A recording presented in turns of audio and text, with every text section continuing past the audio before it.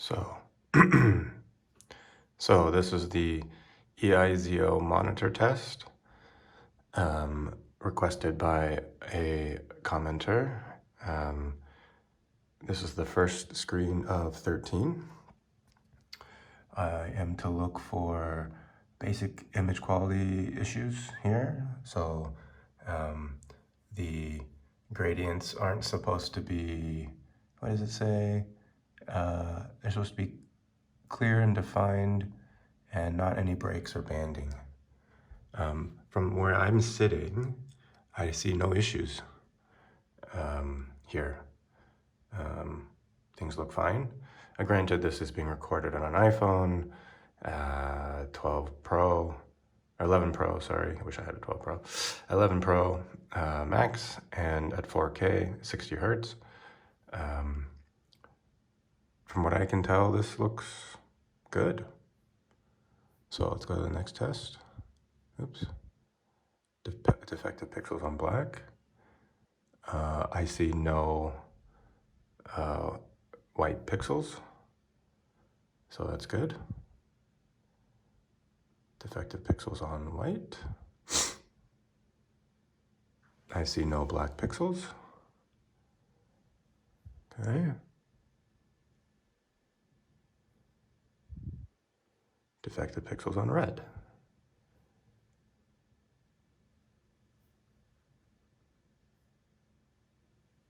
No defective pixels. Okay. On green. Looks good. I like the color reproduction too. It looks, I mean, this is a good green. Let's go to defective on blue. Oh, looks fine. Oh, sorry, uniformity. Assess the uniformity of the image using various grayscales. The brightness should be equally distributed across the entire image, and the image shouldn't have any colorful areas. Okay. I mean, I think due to light bleed, I think along the sides you can see some light bleed basically at the 25% mode. Let's go to 75. Oh, this is much nicer than anyway. Yeah, this is good, I think. At least to my eyes. Let's go to color distances.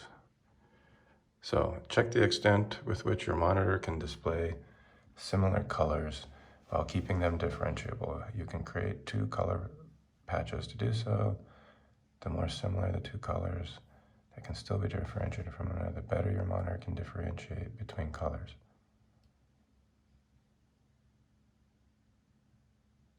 The test is well suited for making direct visual comparisons between 2 different monitors. I'll be honest, I don't quite understand this test, but let's see.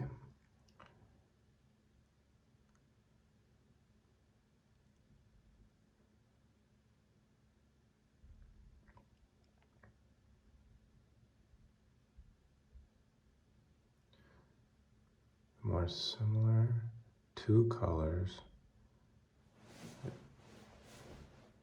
Ah, okay. So 188, 188. The more similar 2 colors, the 2 colors that can still be differentiated from one another are, the better your monitor can differentiate between colors. So I think if I have this correct, the background is set to 189 red. Let me make this the same as above. Oh, I can't type in, that sucks.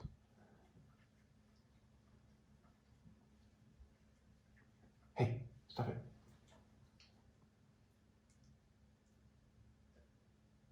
Okay, let's reset this. 190, 190.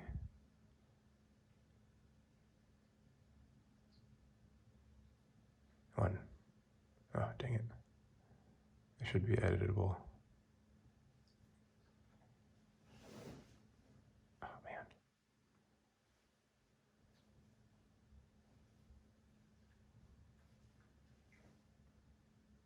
Okay, well, it's very close. So 191, 192, you can clearly see it's differentiable. Let's try some other colors.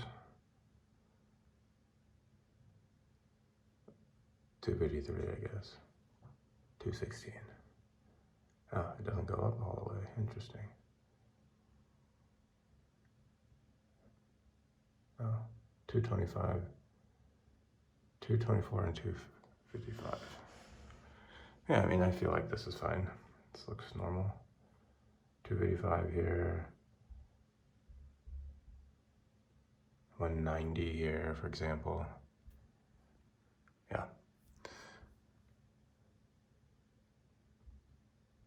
Gradients. Choose a greater viewing distance to check the display of gradients. The grayscale should be reproduced in the overall view without unnecessary color and with an even gradient at 256 intervals. There should not be any noticeable abrupt changes in brightness between individual grayscales. At a smaller number of intervals, the respective bars should be clearly differentiable from one another.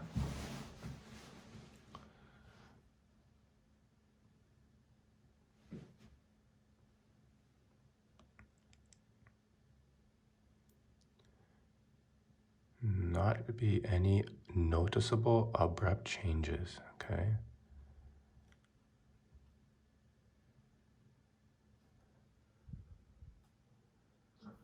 I don't know, I think this is pretty gradual.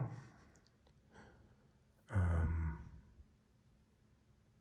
don't know, maybe this is a bit abrupt. I don't know, maybe it doesn't score too well there. Let's go to sharpness. The test allows you to determine whether your monitor can reproduce text sharply without any shadows, independently of other influences such as text smoothing.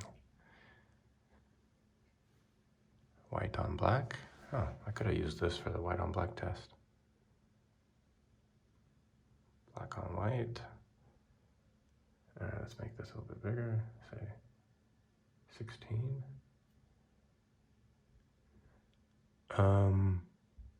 Given the font that they're using, this is clearly legible on my end. There's this weird line in between, like some of the letters here are cut off. You notice that C, I don't know if this is the test, but here we have white on black, and here it is again, right there. It's interesting. Let's go to 11, viewing angle. Test the monitor's viewing angle stability. When you increase the viewing angle, the size and shape of the circles displayed should remain almost the same. Slight changes may appear. Less is better.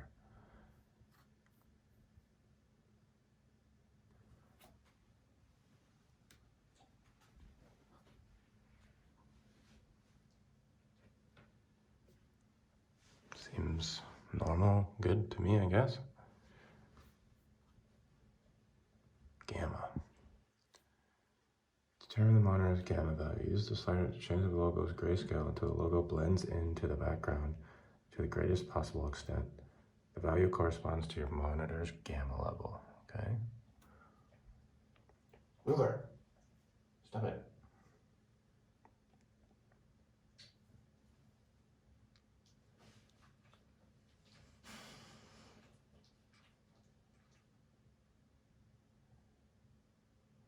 Until blends into the background.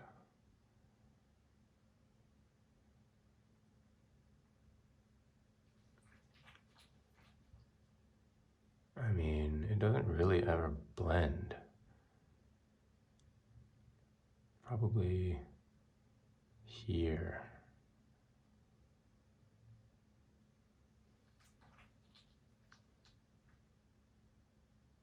What is this the Lagrangian point or something? What is the L's? I'm not sure what that is. All right, response time. So The test serves to compare response times of two monitors. Start by selecting a speed that creates clear streaks on the rectangles. However, you should still be able to clearly follow the rectangles visually. Then vary the distance between the rectangles until the lower edge streak of one on the right no longer overlaps the lower edge of the one on the left. The smaller the distance, the shorter the response time. It no longer overlaps the lower edge of the one on the left, okay? When comparing several monitors, select the same speed. You can also use this test to recognize the effects of your monitor's various setting options, such as overdrive, refresh rates, and blur reduction. Yeah, interesting.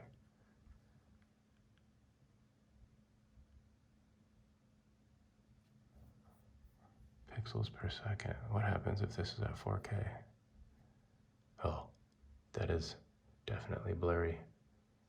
Let's say this is at 1920.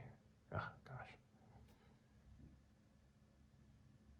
20. So this is 1080p basically.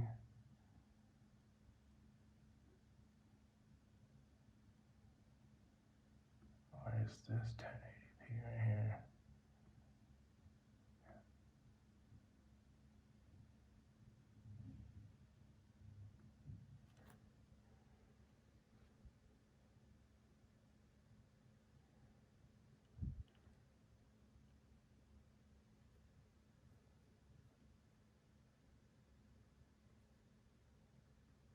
Interesting.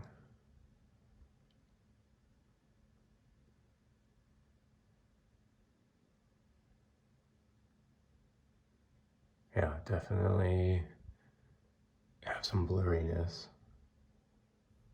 Distance.